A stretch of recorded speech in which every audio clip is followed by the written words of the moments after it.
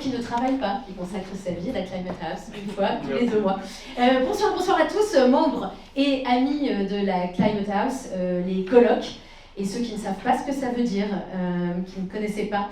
Moi, je suis ravie de vous retrouver pour ce 3e rendez-vous consacré au municipal qui arrive dans 1 mois et qui commence enfin à intéresser les Parisiens. À ce rythme-là, dans 3 mois, ils auront lu les programmes.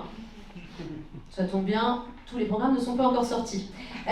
Ce soir, vous recevez donc Sophia Chikirou, pour une fois une candidate un peu connue, parce qu'en décembre, on était avec... Comment ça s'appelle déjà? Pierre Pécheret, quoi? Bournazel, Pierre, ouais, quelqu'un a tes nouvelles?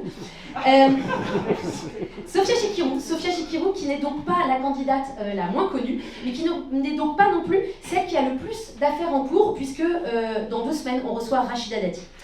Sophia Chikirou, qui est une tête de liste des municipales, la tête de liste des municipales pour LFI. LFI qui, depuis 5 jours, par la décision unilatérale du ministre de l'Intérieur, a changé de classification. Les partis politiques et désormais d'extrême gauche. Timing intéressant. Ça va sinon la Startup Nation? Ça vous donne pas trop des surfroides de recevoir l'extrême gauche? Ouais, ça va, ça pourrait être pire, ça pourrait être l'URSSAF. Donc mon job de ce soir est de vous présenter Sophia Chikirou, celle dont Jean-Luc Mélenchon dit des Sophia Chikirou, on n'en trouve pas sous le pas d'un cheval.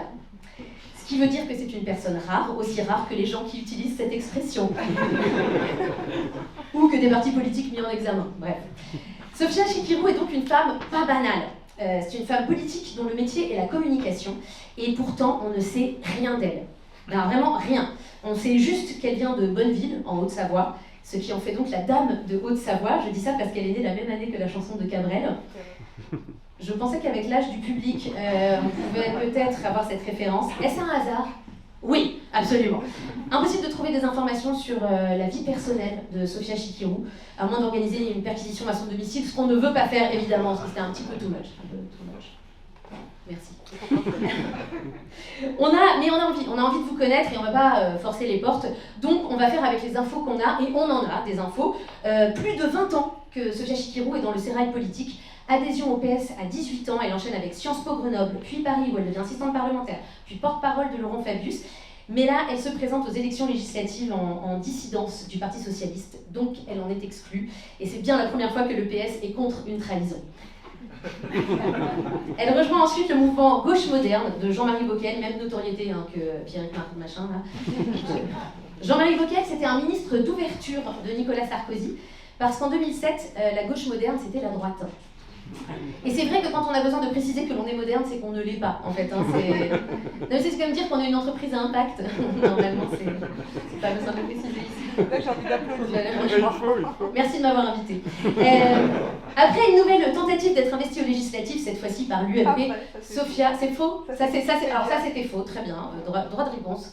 Sophia Chikirou, on a quand même essayé d'aller aux législatives ou pas du tout? Pas du tout. Ah, pas du tout. Il faut pour tout 4 mois, la gauche moderne. Ok. Bon, c'est pas grave, franchement, moi je vais pas vous juger. Hein. Mais moi j'ai commencé à travailler pour Alain Juppé, maintenant je vais au Festival d'Avignon, donc je suis là pour juger personne. Mais néanmoins c'est durant ces 4 mois, bon peut-être que c'est faux encore, on verra, mais que vous rencontrez Jean-Luc Mélenchon qui vous dit « Sarkozyste tu n'es pas, de gauche tu es ».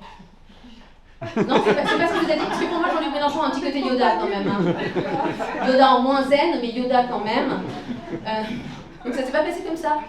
Bah attendez, qui raconte ça? Que vous étiez entre Jean-Marie Bockel et Jean-Louis Borloo, vous déambuliez dans les couloirs du Sénat, il vous a arrêté, vous a dit non, t'es pas de gauche. Ouais. Je sortirai mes sources. C'est jamais arrivé. Très bien, non, mais comme ça, on est au clair, mais tout le reste c'était juste. Non, mais je vous dis. Bon, bref. Je suis juste née à Bonneville, mais sinon je ne suis pas de Bonneville, je suis juste née là-bas. Née à Bonneville. Bah, on n'a pas beaucoup d'autres infos, alors bon. Je vais pas vous en donner plus. On a envie de savoir. Cette rencontre avec Jean-Luc Mélenchon, néanmoins, est un électrochoc. Sophia a rejoint ensuite le parti de gauche de Mélenchon et de là, tout chose vers LFI. C'est bon ça? J'ai créé le parti de gauche avec Jean-Luc Mélenchon et une centaine d'autres personnes. Bon, création du parti de gauche. Très bien. Tout ça avant 30 ans. Oui. Sophia Chikirou, elle n'a pas le time, ok? Et d'ailleurs, 15 ans plus tard, ça va pas tellement changer parce qu'elle confie dans la presse, peut-être que c'est faux encore, qu'elle n'a pas souvent le temps de se poser pour les repas et qu'elle peut rester jusqu'à 4 jours sans manger. Ouais. Et vous dormez que 2 heures par nuit, et vous avez Machiavel sur votre table de nuit, on la connaît celle-là. Mais dans le doute, il y a quand même un buffet après, donc peut-être que c'est quand même, je sais pas. Donc depuis 2008, Sophia Chikirou est avec Jean-Luc Mélenchon. Politiquement, j'entends, évidemment. Je vous ai dit qu'on ne connaît rien de sa vie privée, et puis de toute façon, ça ne nous intéresse pas. Mais qu'est-ce que ça vous rend? Quoi ça vous? Mais non, ça ne nous intéresse pas. Beaucoup vous exciter. Mais je m'excite pas du tout. Je pense que c'est votre vie privée à vous. Je serais ravie de vous la détailler avec grand plaisir.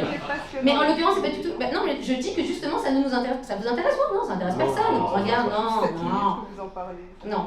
Non, et par ailleurs, quand même, point important, le seul pour lequel Sophia Chikirou a déclaré publiquement avoir des sentiments, c'est Stefan Zweig, l'auteur autrichien à qui elle a consacré un roman et où elle imagine une rencontre entre eux deux. C'est vrai. J'ai pas publié le roman. J'en ai honte. Il n'est pas publié, mais il existe. Dans mon ordinateur. Bah c'est pas fini, on peut encore le sortir. Je tiens même à préciser Stefan Zweig qui a dit l'ambition est l'affaire des hommes. Chez les femmes, cela tourne à la caricature. Alors, je suis pas sûre que la rencontre va bien se passer. Ça se passe pas bien dans le roman. Faut pas tout spoiler, Sophia. Donc, Sophia Chikirou travaille chez LFI depuis 2008, où elle développe des idées très originales en com. La chaîne YouTube de Jean-Luc Mélenchon, c'est elle. L'omniprésence des insoumis sur les réseaux sociaux, c'est elle. Le fameux hologramme aussi, c'est elle. Si elle le souhaitait, d'ailleurs, Sophia Chikirou pourrait même dire la communication, c'est moi. 20 ans de politique, mais on peut pas dire que c'est une apparatchik parce qu'elle a quand même bossé dans d'autres secteurs. Elle a monté une boîte de com qui faisait les campagnes de LFI. Elle a créé un média aussi pour porter la parole de la gauche radicale. Oui, bon, elle a consacré sa vie à la politique et c'est pas la seule. Et en 2022, elle passe de l'ombre à la lumière. Elle est élue députée de Paris. Sur une circo pas facile à gagner pour la gauche, les 11e et 20e arrondissements. Le royaume du matcha noisette. Ça se gentrifie malheureusement. Le royaume du matcha noisette, je suis d'accord. Maintenant, on est en 2026, et donc cap sur Paris. Mais avant le 15 mars, petit cours de rattrapage sur le système électoral. Alors, parce que j'ai lu dans la presse, peut-être encore est-ce une connerie, on va voir. Mais qu'en 2012, vous avez voté Jean-Luc Mélenchon au premier tour, mais aussi au second, alors qu'il n'y était pas. C'est pas comme ça que ça fonctionne. Mais c'est son style, ça, Sophia. Elle enfonce les portes, rien ne la retient, pas même les modes de scrutin. Mais là, alors attention, c'est Paris. C'est un peu différent. Les gens ici, ils sont spéciaux, vous savez, il faut leur parler avec douceur. Utiliser la communication non violente. À Paris, il faut faire une campagne Montessori. D'ailleurs, ici, vous avez un échantillon absolument parfait. On a rarement vu un tel taux d'HPI auto-diagnostiqué, donc faites-vous plaisir. Pour Paris, il faudra peut-être même faire des compromis avec des gens avec lesquels on n'est peut-être pas toujours d'accord. Grégoire. Pour conclure, j'aimerais citer votre amoureux Stefan Zweig. La raison et la politique suivent rarement le même chemin. Et j'avoue que je suis assez curieuse de savoir quel chemin vous allez suivre, et donc je vous laisse dans les mains d'Alexandre Kouchner pour le moment interview. Merci à tous.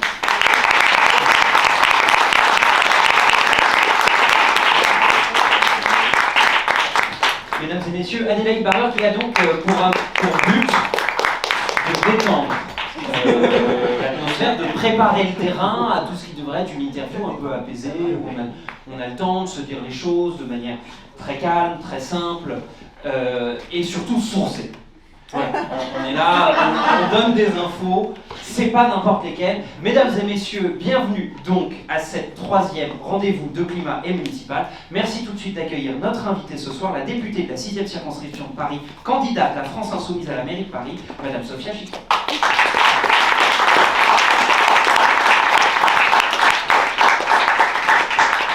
Madame la députée, on va vous donner un micro parce que c'est quand même plus simple pour prendre la parole. Après, j'ai la voix qui porte. Non, mais regardez, il vous reste quand même un peu de temps pour la campagne. Ne forçons pas votre voix. Merci beaucoup d'être avec nous. Merci à vous. Je vous en prie, asseyez-vous. Adèle nous a détendu. On s'attend à la sortie, Adèle. Alors elle est déjà partie. Oui, elle a vu le truc, elle est... Je suis un sourire kabyle, pour ceux qui savent ce que c'est. Non, vous savez pas? Qui sait ce qu'est un sourire kabyle ici? Alors, c'est quoi un sourire kabyle? C'est pas bien. C'est pas bien. Alors nous commençons donc avec tout ce qui est menaces physiques notamment. Mais avant d'en arriver là, je vous propose un petit échauffement d'interview. Ce sont des questions, je vais vous